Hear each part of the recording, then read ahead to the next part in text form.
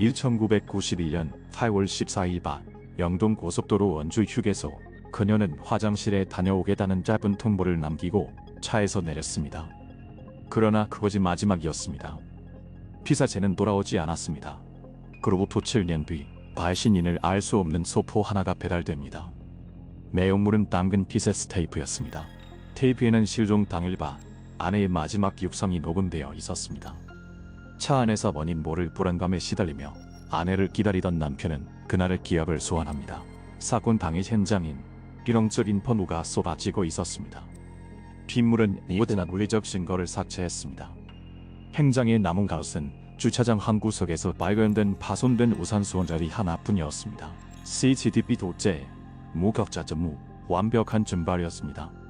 연고미제 사건으로 분노된 인터넷던 상황이었습니다. 대중이 기억 속에서 희미해져 가던 시점, 7년 만에 당도한 의문의 목소리는 새로운 국면을 예고합니다. 이 목소리를 유일한 단서로 삼아 맞춰버린 1992년의 진실을 다시 추적합니다. 실종의 재구성입니다. 첫 번째 기록, 마지막으로 매초 선곳 원주 휴게소. 1992년 8월 14일 금요일 밤 여정의 기점은 서울이었습니다. 남편 김도진 씨와 아내 박소윤 씨는 노후한 현대 슬라 차량에 탑승해 강릉을 향하고 있었습니다. 공식적인 이동 목적은 친척 방문이었습니다. 그러나 이후 진행된 경찰 조사에서 김도진 씨는 최종 목적지에 대한 진술을 수차례 번복합니다. 방문 대상이 누구인지, 정확히 어디까지가 계획이었는지에 대한 기억은 불분명했습니다. 명확한 사실은 단 하나입니다. 그들의 여정이 원주 휴게소에서 도발적으로 중단되었다는 점입니다. 당시 영동 고속도로의 환경은 현재와 판이했습니다.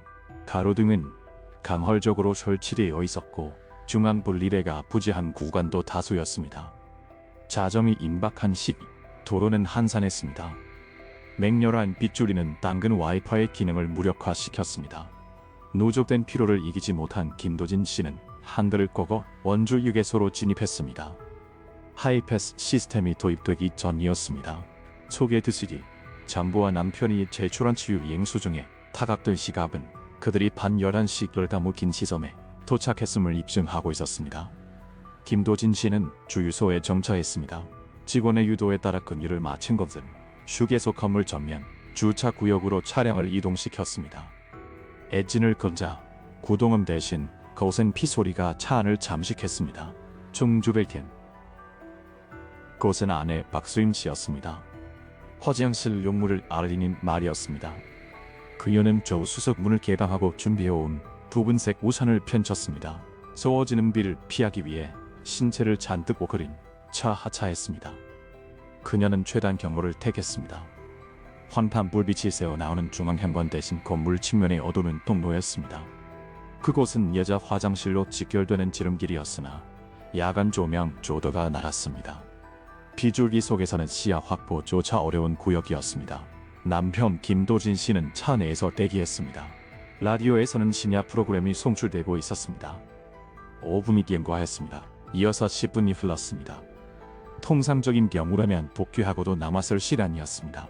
김도진 씨는 아내가 동전 교환을 위해 매점에 들렀을 것이라 추측했습니다. 하지만 시간이 지연될수록 불길한 예감이 엄습했습니다. 결국 그는 운전석 문을 열고 밖으로 나왔습니다. 우산을 챙길 경황도 없이 쏟아지는 비를 온몸으로 맞으며 화장실로 향했습니다. 입구에서 아내의 이름을 수차례 호명했습니다. 응답은 없었습니다. 내부로 진입해 각 칸의 문을 두드려 보았으나 인기척은 감지되지 않았습니다. 그 순간부터 1991년에 기한 실종 기록이 게시됩니다. 그것이 박소윤 씨의 마지막 모습이었습니다. 두 번째 기록, 초등수 세대 한계. 아내의 부재를 인지한 남편 김도진 씨는 지체 없이 관리실로 향했습니다. 예간 당직자는 남편의 긴박한 진술에 당혹감을 감추지 못했습니다. 잠시 후 안내방송이 송출되었습니다. 서울발 강릉행 여행객 박소윤 씨를 찾는다는 내용이었습니다. 판의 방송 음향은 비소리에 묻혀 전달력이 떨어졌습니다. 현장에 체류 중이던 소수의 임원 중 그녀를 목격한 사람은 전무했습니다. 신고를 접수한 원주 관할 지구대 소속 경찰관 2명이 순찰차로 현장에 도착했습니다. 그러나 수색 작업은 초기부터 거대한 장벽에 봉착했습니다. 가장 큰 장애물은 단연 풍우였습니다. 밭에 지속된 검우는 단순한 기상약화가 아니었습니다. 사건 현장을 마이소하는 그한 지옥의 역할을 했습니다.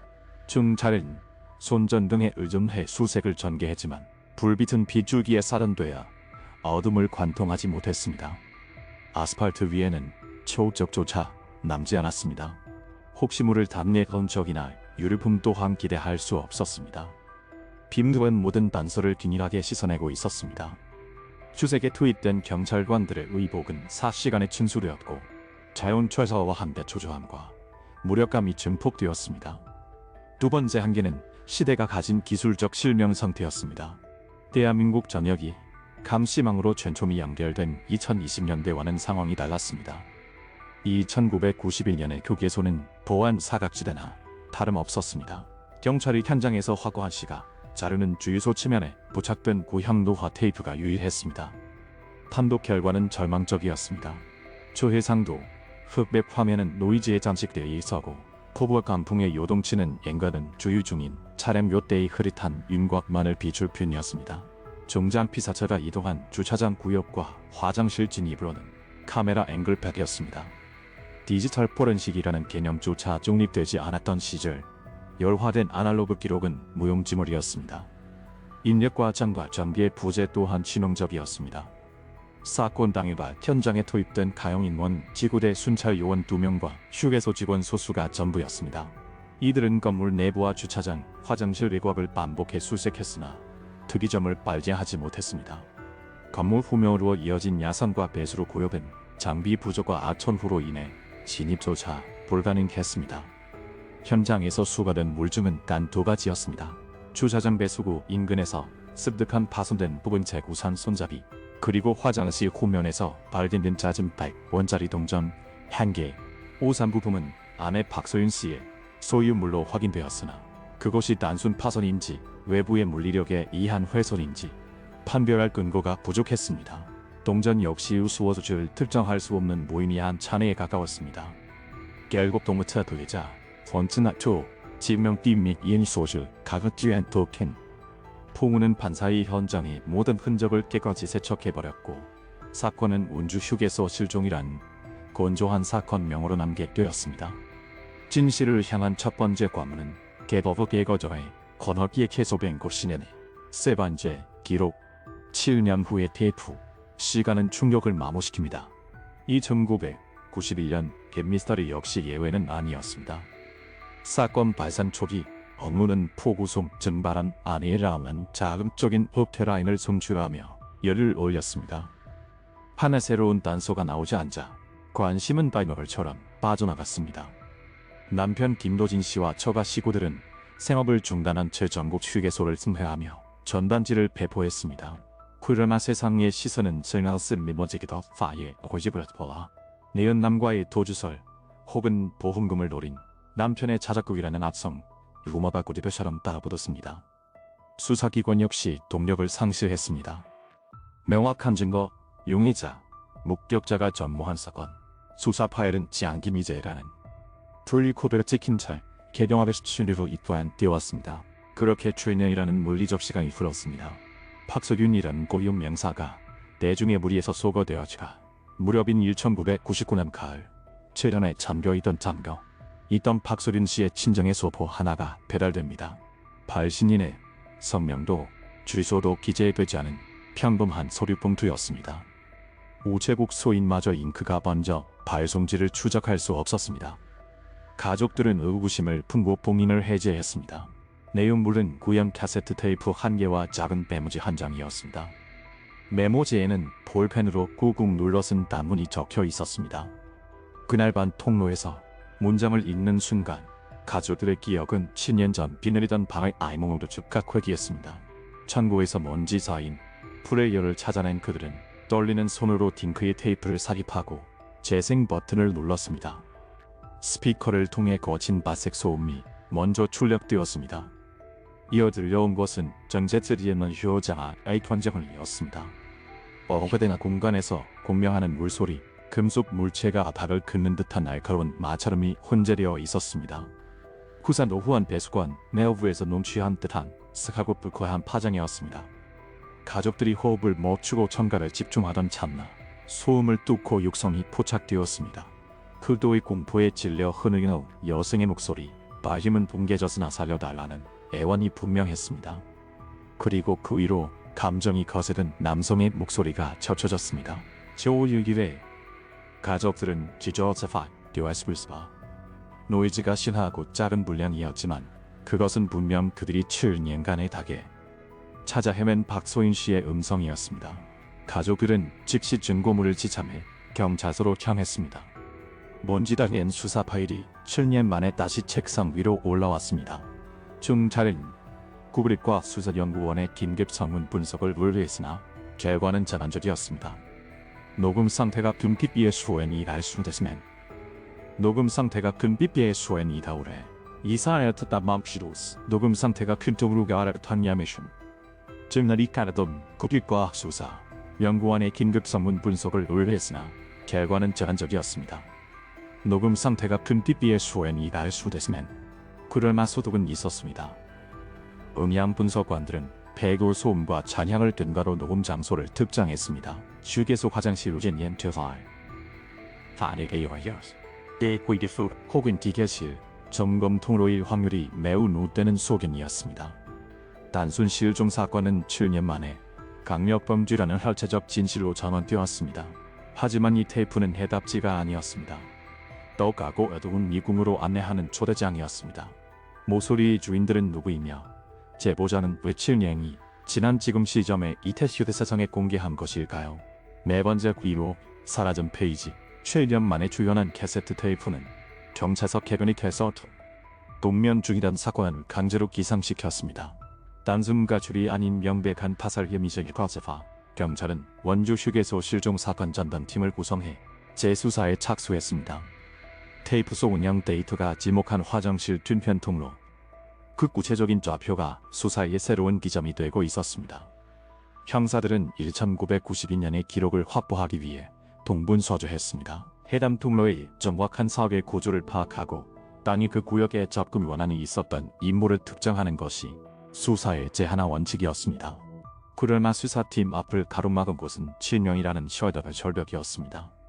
어느 차노제차에 원진시의 법컵의 짝 만일 초신이 다같이 훨씬은 동일했습니다. 모종 기한 완료로 인한 전량 개입 1990년대는 모든 행정이 종이 문서로 이루어지던 아날로그 시대였습니다. 방대한 시소류 도미를 양구 보존을 공간도 시스템도 부재했습니다. 휴게소 시설 도면, 배수관 및 점검 통로 설계도, 그리고 무푸른 프레ゼ휴전 사건의 실체 접근할核심 자료들은 이미 세상에서 소거된 상태였습니다. 디지털 데이터베이스였다면 복구의 여지라도 있었을 겁니다. 혼합화쇄기에 들어간 종이 기록은 되살릴 방법이 전무했습니다. 수사팀은 지푸라기라도 잡는 심정으로 창고를 뒤졌습니다. 못니기댕이 속에서 투기의 옛니기의 고제발 어지우르스 버서구리 퇴세로선 최병국 씨 가족의 다른 3명을 고제발 어지 당시 정리 젠체워 하로스를 옛무지기 고제발 오지브르스 버서구리 퇴세복세사버스 돈츠나델로 그들은 피해자 개인이 아닌 그 시간대 휴게소 공간 전체에 금비슈를 했습니다. 형사들은 관제실에 집결해 파쇄 영상을 판독했습니다. 폭우와 노이즈가 뒤엉킨 흑백 화면, 마침내 모니터 구석에서 당시에는 간과했던 특이점 하나 고착되었습니다. 박소윤 씨가 실종된 곳으로 추정되는 시각, 주차장 사각지대의 흰색 바위로 추정되는 차량 한 대가 정차해 있는 모습이었습니다. 수관은 거기까지였습니다. 영상리의 해상도는 절망적이었습니다. 차량 번호판 10여은 불가능했고 정확한 차종조차 특정할 수 없었습니다. 그것은 실체가 아닌 tö릿한 그림자에 불과했습니다. 두 번째 흔적은 남편 김도진 씨가 결제한 주 영수증이었습니다. 타각된 시각은 밤 11시 27분 부부가 휴게소에 진입한 추정 시각인 10시 10분경과 대조함이 나다서준 씨는 불과 15분 남짓한 찍은 시간 안에 증발한 새이었습니다. 이토록 짧은 공백은 그녀가 자발적으로 잠적했을 가능성을 통계적으로 기각하는 결정적 데이트였습니다. 하지만 이 사실 역시 범인의 윤곽을 그려내지는 못했습니다. 공식 기록 확보에 실패한 형사들은 최후의 수단으로 당시 휴게소 근무자들을 탐문하기 시작했습니다. 그러나 10년의 세월은 인간의 해마조차 마모시켰습니다. 대부분의 증언자는 그날 발이의 기록적인 포부만을 기억했음 특정 통로나 인물에 대한 유의미한 정보를 제공하지 못했습니다. 기록의 부재는 곧 진실로 향하는 경로의 차단을 의미했습니다. 수사팀의 시야에는 희미한 그림자와 시간의 공백만이 남았습니다. 5번째 기록, 직원 전용 통로. 물리적인 욕이 전멸한 상원에서 재수사팀이 의존할 수 있는 대상은 오직 사람이었습니다. 형사들은 테이프 소음이 지목한 단 하나의 장소, 화장실 둔변. 통로의 시일체를 검증하기 위해 10년 전 휴게소의 구조를 기억하는 인물을 찾아 나섰습니다. 집요한 수소문 또한 건시 배관과 전기시설을 전담했던 전직 설비기사 최모 씨와 접촉했습니다. 이미 환갑을 후적 넘긴 나이였으나 그는 휴게소의 내부 구조를 설계 도면처럼 선명하게 기억하고 있었습니다. 그의 증언은 수사의 흐름을 뒤바꿀 만큼 결정적이었습니다. 최유진이징 코시파 어지 다두비메관과 황풍리모지 코시파 구를마 최씨의 증언에서 핵심적인 변수가 등장했습니다. 태구이력 수같이 오는 날은 예외였죠. 기술관 엽여주나 막힘을 수시로 체크해야 해서 아예 문을 개방해 두 고다자물을 대충 걸쳐만 노는 경우가 이에다 했습니다. 1992년 8월 14일 밤 그날은 기상 관측일의 기록적인 폭우가 쏟아졌습니다. 정황상 그날 밤 통로의 철문이 개방되어 있었을 확률은 매우 높았습니다. 이 증언은 카세트 테이프 녹음 등에 의한 소모에 정체를 과학적으로 해명해주었습니다. 테이프 속 물 흐르는 소리는 통로 벼면을 타고 흐르는 비물과 배수관의 유체 소음이었으며 날카로운 금속음은 노후한 점리에 닫히거나 바닥 콘크리트에 끌리는 마자문과 일치했습니다. 또한 제품진 켈터널이 만들어내는 특유의 발광 현상은 도입후색 워시대가 왜 그토록 답답하고 붕괴져 들렸는지에 대한 음향학적 해답이 되었습니다. 모든 부재 조각이 집안 전용 통로가는 하나의 사하의 소실점을 가리키고 있었습니다. 이곳은 일반 휴게소 이용객에게는 존재하지 않는 공간, 완벽한 사각지대였습니다. 안의 표지판도 제대로 된 조명도 없이 희미한 발등 하나가 전부였던 곳. 오직 휴게소의 내부 구조를 숙지한 직원이나 관계자만이 그 존재와 용도를 알 수 있었습니다. 가정을 해봅시다. 만약 비린이 이 은밀한 통로의 존재를 사전에 인지하고 있었다면 나아가 폭우라는 기사한 변수가 통로의 문을 개방 상태로 유지시킨다는 점까지 계산해 놓았다면 이곳은 투명을 위한 최적의 사각지대였습니다. CCD와 목요자의 시선을 동시에 피폐할 수 있는 완벽한 맹점, 접점 수사는 이제 단 하나의 전제로 기결되었으니 그날 밤 직원 전용 통로의 차문은 개방되어 있었는가? 만약 그렇다면 그곳은 단순한 법파리 아지브스마 혼치유의 셋업세사불사이 원친지의 오스마페사 만이 토즈니아카 만약 그렇다면 그곳은 단순한 법파리 아지브스마 여섯분의 기록, 세계의 목소리, 직관, 전용, 통로라는 유력한 폐행 장소는 특정되었으나 7년 전 그날 밤의 상황을 입증할 물리적 증거는 전무했습니다. 공식 문서는 파기되었고 관계자들의 기억은 풍화되었습니다. 수사가 다시금 답보 상태에 빠질 위기 속에서 재수사팀은 유일하게 현존하는 물증인 카세트 테이프에 다시금 현미김을 들이댔습니다. 1999년 최초 분석 이후 수년이 흐르는 동안 디지털 음성 분석 기관 기술은 비약적으로 진보해 있었습니다. 수사팀은 국립과학수사연구원 음성분석실에 정밀 재감정을 윤려했습니다. 요구사항은 구체적이었습니다. 미세한 화이트 노이즈 하나까지 놓치지 말고 테이프에 기록된 모든 주파수를 분리해 달라는 것이었습니다. 분수골은 외부 소음이 차단된 스튜디오에서 테이프를 수백 번 반복 청취했습니다. 그의 임무는 비소리와 유체 흐름소리, 정체불명의 금속 마찰 등 배경 소음의 파형을 한 겹씩 빼려내고 오직 인간의 상대에서 나온 파장만을 필터링하는 작업을 했었습니다. 주의된 이어진 고강도 작업글의 분석과는 기존에 확인된 두 개의 목소리, 즉 파사두인시의 오열과 조용일러, 짜마 인목 인서원 인탕을 완벽하게 분리했습니다. 그러나 분석은 거기서 멈추지 않았습니다.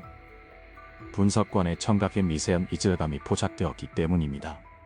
그는 남성의 명령이 종료된 직후 약 1.5초간 내 잡은 공백 구간에 잔존하는 특정 주파수에 주목했습니다. 최초 분석. 당시에는 테이프의 자기 손상이나 단순 잡음으로 분류되어 쾌가되어진 데이터였습니다. 그는 해당 구간의 볼륨을 증폭하고 주변 잡음을 소바한 필터군 겸 수습체 반복했습니다. 그러자 마침내 소음의 실체가 손면 위로 떠올랐습니다. 그것은 기계적 교함이 아니었습니다. 인간의 의도적으로 발화한 소리였습니다. 작고 건조하게 목청을 가다듬는 듯한 낮은 남성의 한고 기침 소리. 산문 분석 결과 이것은 명백히 저사마 인물이 낸 소리로 판명되었습니다. 이 발굴은 사건의 판도를 성두리째 흔들었습니다. 범인은 단독범이 아니었습니다. 그나바이 저거와 야오페르의 머티크로세파이 아슈 브로군디fun에서 어쩌도저쩌 수사팀은 주시 세계의 목소리를 토대로 용의자 그룹의 프로파일링을 재설계했습니다. 처벌진에스 남술은 자지주한 바이어바이. 반면 두 번째 남성은 언어적 표현 대신 무심하게 내뱉은 무작위 싱함배 내뱉은 흔드시며 강군도나 염지 동부권 보주자에게서 빈번하게 관찰되는 발성 습관과 유사하다는 분석이었습니다. 두 명의 공범이라는 사실은 비감 부리지 않았던 의문점들 논리적으로 설명해 주었습니다. 왜 피해자는 비명을 지르거나 저항한 흔적을 남기지 못했는가? 아무리 인적이 드문 시야라 해도 성은 예상을 15분 이라는 짧은 시간 안에 소음 없이 제압하는 것은 단독범에게는 고난도의 과제입니다. 코나 공범이 존재했다면 상황은 달라집니다. 두 명이 된 역할 분담을 문제 조로세파이 카세트 대표는 7년 만에 백인의 목소리뿐만 아니라 그들의 머리숱까지 자백했습니다. 수사팀은 이제 두 명의 유령을 추적해야 했습니다. 한 명은 옛곡한 목소리의 주범, 다른 한 명은 마른 기침을 비웃는 공범. 과연 이 기침 소리의 주인은 누구이며 측임자의 기록 속에 그의 잔재가 남아있을까요? 7번째 기록, 그 그림자의 이름 박차로 테이프에서 추출된 10번째 목소리. 그 건조한 기침 소리는 미궁에 빠진 수사의 새로운 좌표를 찍어 주었습니다. 수사팀의 타깃은 명확해졌습니다.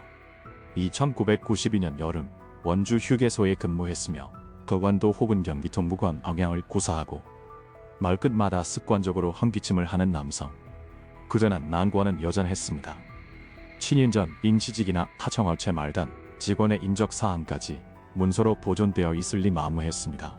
공식 기록이 전멸한 한무지에서 형사들은 다시 한번 인간의 기억을 처벌하는 탐문 수사에 돌입했습니다.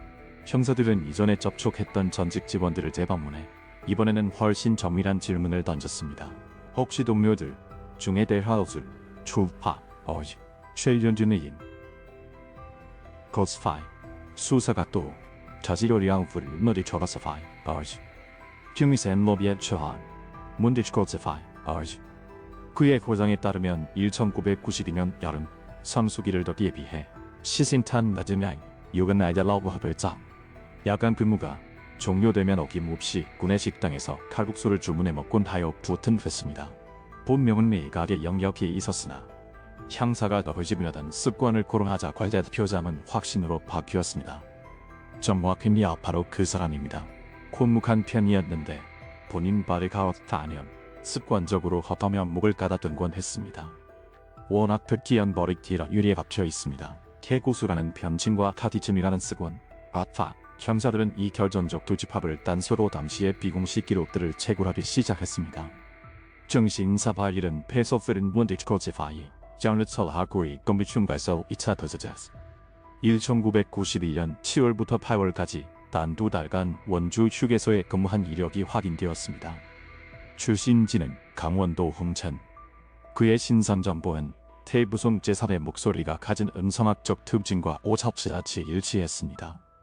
7년에 걸친 추적이 마침내 용의자 한 명의 이름을 시원하게 만든 순간이었습니다. 수사팀은 고조된 분위기 속에서 저지 박철호의 행적조회에 착수했습니다. 그러나 남말기에 박철호의 주민등록번호를 입력한 형사들은 모니터에 출력된 결과를 보고 오래붙었습니다.